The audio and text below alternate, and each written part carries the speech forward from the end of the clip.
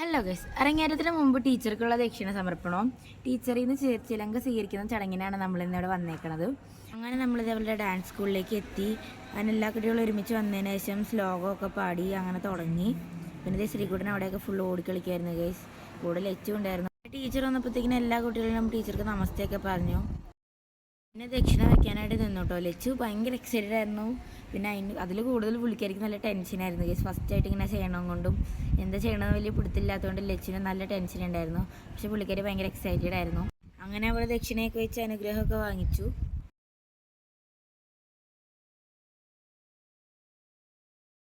Anti ലച്ചും കൂടെ പോയി ടീച്ചറിൻ്റെ അടുത്ത് കുറച്ച് നേരം സംസാരിച്ചു. അതിനുശേഷം റിഹേഴ്സൽ തുടങ്ങാൻ പോവാണ് ഗൈസ്. അപ്പോൾ കുട്ടികളൊക്കെ കൂടി ഒരുമിച്ച് സ്റ്റേജിലൊക്കെ കൊണ്ടിരുത്തിയിട്ടാണ് റിഹേഴ്സൽ ഉണ്ടായിരുന്നത്. പിന്നെ അതിന് മുമ്പ് വീണ്ടും പ്രാർത്ഥന ഉണ്ടായിരുന്നു. അങ്ങനെ പ്രാർത്ഥനയൊക്കെ കഴിഞ്ഞിട്ട് കുട്ടികളൊക്കെ സ്റ്റേജിലേക്ക് കയറ്റിയിരുത്തി. അപ്പോഴും ലച്ചുവിന് ഭയങ്കര ടെൻഷനായിരുന്നു ഗൈസ്. ആ ഒരു വീഡിയോയിൽ അത് ക്ലിയർ ആയിട്ട് കാണാം. പുള്ളിക്കാരി ഭയങ്കര ടെൻഷനായിട്ട് ചിരിക്കുകയായിരുന്നു. പക്ഷെ ഭയങ്കര എക്സൈറ്റഡ് ആയിരുന്നു ഗൈസ്. അങ്ങനെ അവളുടെ ഡാൻസായി.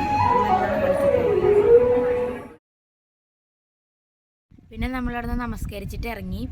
അപ്പോൾ ഇന്നത്തെ ഇടത്തിലുള്ളൂ. പോയിട്ട് വരാം. ബായ്.